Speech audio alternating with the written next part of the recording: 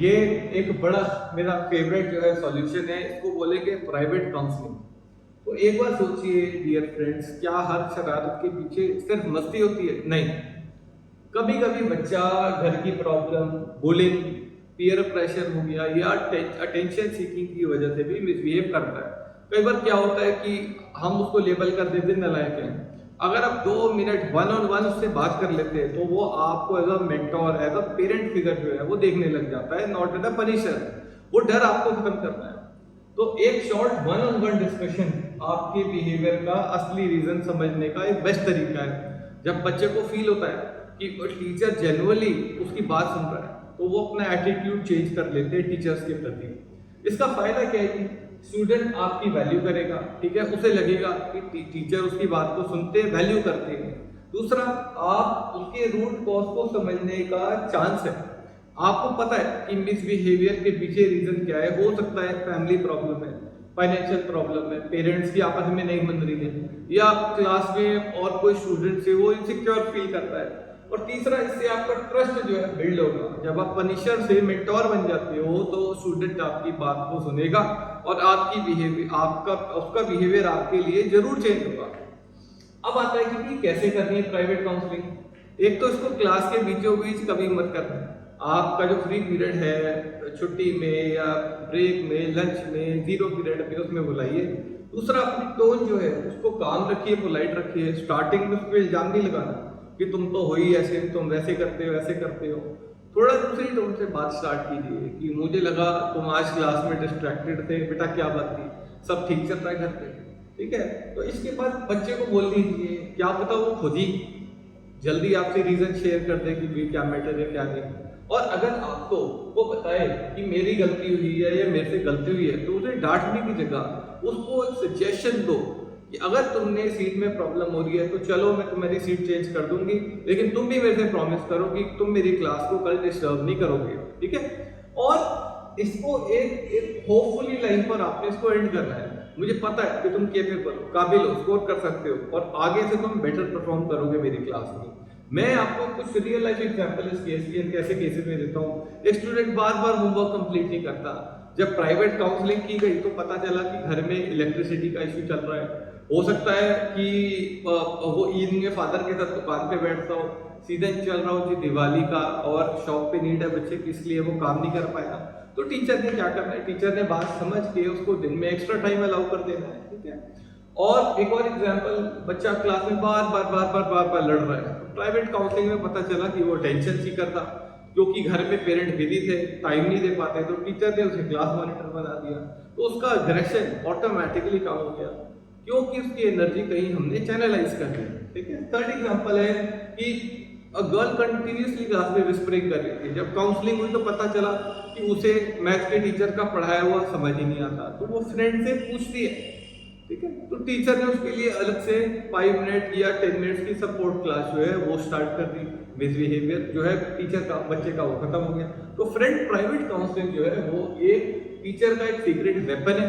ये आपको एफर्ट करने पड़ेंगे कि आप स्टूडेंट से काम और केयरिंग टोन में वन ऑन वन बात करते हो तो आप उनके लिए सिर्फ एक टीचर नहीं रह जाते, आप एक पेरेंट फिगर बन जाते हो, एक मेंटोर बन जाते हो। और जब वो ट्रस्ट बिल्ड हो जाता है ना तो बिहेवियर नेचुरली क्लास में इंप्रूव हो जाता है बिना पनिशमेंट। तो अगला स्टेप है डिसिप्लिन इंट्रोड्यूस करने का क्लास में। You can talk to the parent, लेकिन बिल्कुल एंड में। अब एक सवाल, आप हर बात के लिए, छोटी बात के लिए तो पेरेंट को बुलाएंगे, बच्चा भी डिमोरलाइज होगा और पेरेंट भी इरिटेट होंगे। तो इसलिए पेरेंट इन्वॉल्वमेंट को आप लास्ट स्टेप मानो, तभी यूज करो जब आप क्लास में हर स्ट्रैटेजी ट्राई कर चुके हो। और याद रखो कि सिर्फ कंप्लेंट नहीं करनी, आपने स्टूडेंट के पॉजिटिव पे डिस्कस करने, फिर प्रॉब्लम को एक्सप्लेन करो। तभी पेरेंट और टीचर जो है एक टीम बन करके बच्चों को इम्प्रूव करा सकते हैं, बच्चों में इम्प्रूवमेंट ला सकते हैं, ठीक है। तो आप कई बार हर स्ट्रैटेजी अपना लेते हो, आप सिटिंग चेंज कर लिया, आपने वर्बल वार्निंग दे दी, रिफ्लेक्शन टाइम दे दिया, पॉजिटिव रीइंफोर्समेंट कर ली, लेकिन अगर आपको फिर भी लगता है कि बच्चे का मिसबिहेवियर जो है वो रिपीट हो रहा है तो फिर आप पेरेंट्स को स्कूल में बुला सकते हैं, ठीक है। तो पेरेंट्स को आपने क्यों बुलाना है? एक तो होम स्कूल कनेक्शन जो है वो ठीक होना चाहिए। बच्चे का बिहेवियर सिर्फ स्कूल का रिफ्लेक्शन नहीं होता, बल्कि घर की हैबिट और एनवायरनमेंट का भी असर होता है। घर में कैसी लैंग्वेज बोली जाती है, इवनिंग में जो फ्रेंड है वो सर्कल कैसा है, नेबरहुड कैसा है, ट्यूशन वाला सर्कल कैसा है, पेरेंट्स के आपस में रिश्ते कैसे हैं, ठीक है। पेरेंट्स को इन्वॉल्व करने से टीचर को एक पूरी पिक्चर मिल जाती है कि भाई प्रॉब्लम है कहाँ, ठीक है। दूसरा है अकाउंटेबिलिटी फॉर स्टूडेंट। जब बच्चे को लगता है कि उसके पेरेंट्स तक बात पहुंच गई है तो उनकी सीरियसनेस का जो लेवल है वो ऑटोमेटिकली बढ़ जाता है। थर्ड है सपोर्ट सिस्टम। जब पेरेंट और टीचर एक टीम बनकर काम करते हैं, उनका आपस में कम्युनिकेशन अच्छा होता है, तो बच्चा दोनों तरफ से गाइडेंस और कंट्रोल जो है वो फील करता है। अब आपने पेरेंट्स को इन्वॉल्व करना कैसे है? मैंने पहले कहा है कि छोटी छोटी बातों को आप नहीं बुलाइए, जब बात आपके हाथ से निकल जाए तब आपने उसको जो है पेरेंट्स को बुलाना है, ठीक है। और जब आप बुलाएं तो आपने पॉजिटिव अच्छी आपने बतानी है, फिर आपने कामली मिस बिहेवियर के इंसिडेंट जो है विद प्रूफ उनके सामने डिस्कस करना है। आपको एक एनेक्डोटल रजिस्टर या फिर एक इंसिडेंट डायरी रखनी पड़ेगी जिसमें डेट लिखी हो, तारीख लिखी हो, एक्शन लिखे हो, तभी वो पेरेंट कन्विंस होगा कि आप बायस्ड नहीं हैं और जो प्रॉब्लम है वो वाकई जेन्युइन है, ठीक है। और आते हैं पेरेंट्स को आते ही उनको ब्लेम ना करें, उनको पार्टनर बनाए। लेट्स से मुझे लगता है रोहन थोड़ा डिस्ट्रैक्टेड रहता है, शायद घर पे स्क्रीन टाइम इसका ज़्यादा हो, अगर हम दोनों मिलकर थोड़ा मॉनिटर करें तो ये इम्प्रूवमेंट आ सकती है, ठीक है। और आपने पेरेंट्स के साथ एक एक्शन प्लान बनाना, उनको सॉल्यूशन देना है। जैसे होमवर्क डेली चेक करें, स्क्रीन टाइम की लिमिट सेट हो, एक स्टडी टाइम टेबल हो, उनको प्रोफेशनल सॉल्यूशन देना है। एक वीकली बिहेवियर रिपोर्ट साइंड करनी हो, आप एक बार फोर्टनाइटली कॉलिंग हो जाए, पेरेंट्स से बात हो जाए। आपने तो प्रोफेशनल उनको प्रोफेशनल सॉल्यूशन देने हैं, उन्हें लगे कि हाँ प्रोफेशनल है कोई। छोटी छोटी बातों के लिए आपने उनको बार बार नहीं बुलाना है, और जब कोई बड़ा मैटर है, जब आप पानी सिर के ऊपर से निकल जाए, तभी आपने पेरेंट्स को कॉल करके बुलाना है। जब बच्चे को ये बात पता लग जाती है कि पेरेंट्स और टीचर के बीच में कम्युनिकेशन लाइन ओपन है, तो उसके कान पर खड़े रहते हैं स्कूल में। लास्ट में डिस्कस करेंगे थोड़े से और लॉन्ग टर्म स्ट्रैटेजीज, 2 और बची हैं। पहला है patience and ignore small things. आप हर चीज को दिल पे नहीं ले सकते क्लास में। तो जो छोटी सी हंसी, छोटी सी विस्पर अगर आपको डिस्टर्ब करने लग जाए तो क्लास का क्या बन जाएगा? क्लास एक जेल बन जाएगी, ठीक है। तो स्मॉल हार्मलेस मिसबिहेवियर को आपको कभी कभी इग्नोर करना है। इग्नोर करना एक आर्ट है, लेकिन सिलेक्टिव। अगर आप हमेशा इग्नोर करोगे वो कल्चर बन जाएगा, स्टूडेंट सोचेंगे इन्हें तो कोई फर्क ही नहीं पड़ता, चलो शोर मचाओ, ठीक है। बैलेंस है तक ही, ठीक है। होता यह है कि बच्चों के पास बड़ी नेचुरल एनर्जी होती है। हम उन्हें कहते हैं कि भाई 8 पीरियड एक जगह टिक के बैठो, तो वो ऐसे नहीं हो सकता, ठीक है। प्राइमरी और मिडिल स्कूल के बच्चे शरारत करते हैं, थोड़ा मूवमेंट करते हैं। अगर टीचर छोटी छोटी बात पर रिएक्ट करने लग जाएगा, गुस्सा करेगा, तो क्लास एक पनिशमेंट जोन बन जाएगी। तो आपने हर छोटी मिसबिहेवियर को पनिशमेंट जो है वो नहीं देना है, और आपने ऐसा करोगे तो आपकी वार्निंग की वैल्यू क्लास में वो कम हो जाएगी। आपने ओवर पनिशमेंट को अवॉइड करना है, ठीक है। दूसरा देखिए, आप एक ह्यूमन बीइंग है, आपके पास भी एक लिमिटेड एनर्जी है, आप भी थक जाओगे। छोटी छोटी बातों पे अपनी एनर्जी को वेस्ट करोगे तो उसमें नुकसान देखो वो आपका ही है। तो नेचर जो डिसरप्शन है उसमें आप इन्वॉल्व हो जाओ, उसमें इंटरफेयर करो, छोटी हार्मलेस चीज को आप अवॉइड करो। और तीसरा, जब आप छोटी छोटी चीजों को इग्नोर करते हो और पेशेंस दिखाते हो ना, तो स्टूडेंट को लगता है कि टीचर बैलेंस है और टीचर मैच्योर है, और ये आपके और बच्चों के बीच में जो रिस्पेक्ट है उसको बिल्ड करता है, ठीक है। आपने इसको कैसे यूज करना है? आपने सिलेक्टिवली इग्नोर करना है, ठीक है। और जो शॉर्ट लिव्ड सिंस हैं उनको आपने इग्नोर कर देना है, दिल पे नहीं लेना है। नॉन वर्बल साइंस का आपने यूज करना है। आप हर बार डांटना चिल्लाना जरूरी नहीं है। आप कहीं लिख रहे हैं, लिखते लिखते आपने पॉज ले लिया, वो भी एक इशारा है। किसी को घूर दिया, वो भी एक इशारा है, ठीक है। तो बिना वर्ड यूज किए भी आप कई बार स्टूडेंट समझ जाते हैं कि टीचर थोड़ा वार्निंग जोन में आ गया है, ठीक है।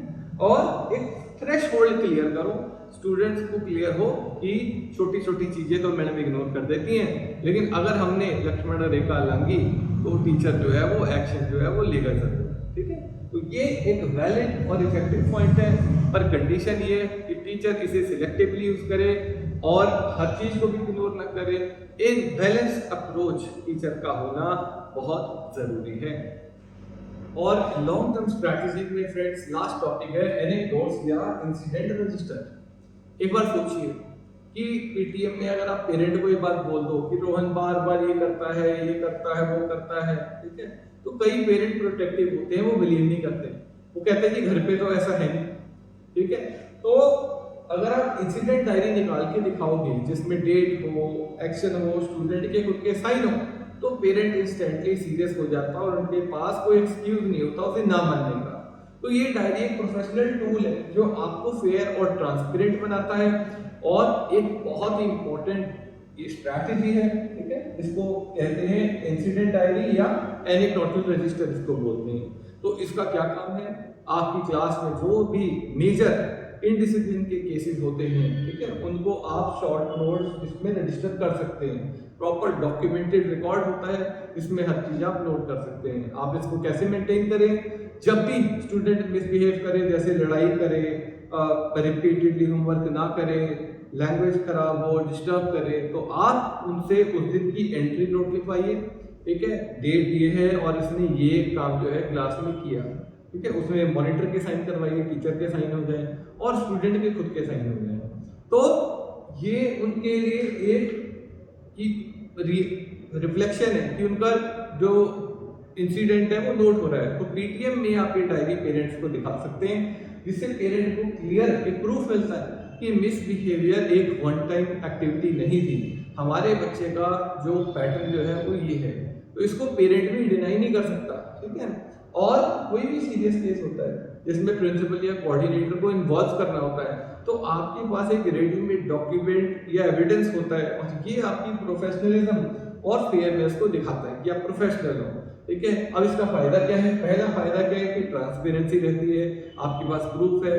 दूसरा फायदा ये है कि आप बच्चे की शरारत के पैटर्न को अंडरस्टैंड कर सकते हो कि ये हरकतें करता है, और कई बार काउंसलर्स के काम की बड़ी आती है चीज ये। थर्ड, टीचर जब स्टूडेंट साइन करेगा तो उसके कान खड़े होंगे, वो अकाउंटेबल होगा, बाकी क्लास को मैसेज जाएगा, उसको फील होगा कि हाँ भाई मेरे एक्शन को रिकॉर्ड किया जा रहा है। चौथा, आपके ऊपर बायस्ड होने का जो ठप्पा है वो कोई नहीं लगा सकता, ठीक है। और पांचवा, जो आप उसको ट्रैक कर सकते हो, स्टूडेंट में जरूर इंप्रूवमेंट होगी जब उसे पता है कि मैं नोट हो रहा हूँ, तो ऑटोमेटिकली उसकी जो मेजर डिस्ट्रप्शंस हैं वो कम होंगे। तो अगर डिजिटल फैसिलिटी आपके स्कूल में अवेलेबल है तो आप इसको भी सॉफ्ट कॉपी में, एक्सेल में, गूगल कीप नोट्स में, स्कूल की ईआरपी में नोट डाउन कर सकते हैं। और अगर ये सारी फैसिलिटीज अवेलेबल नहीं है तो आप इसको फिजिकली जो है इसको मेंटेन करें। तो लास्ट में यही है कि एनेक्डोटल रजिस्टर सिर्फ एक नोटबुक नहीं है, बल्कि एक प्रोफेशनल टीचर टूल है जो कि डिसिप्लिन को फेयर बनाता है, ट्रांसपेरेंट बनाता है और टीचर्स को और बच्चों को अकाउंटेबल बनाता है। इससे ना सिर्फ क्लास में कंट्रोल आता है बल्कि पेरेंट और अथॉरिटीज के सामने आपकी क्रेडिबिलिटी भी प्रूव होती है। और सबसे इंपॉर्टेंट बात,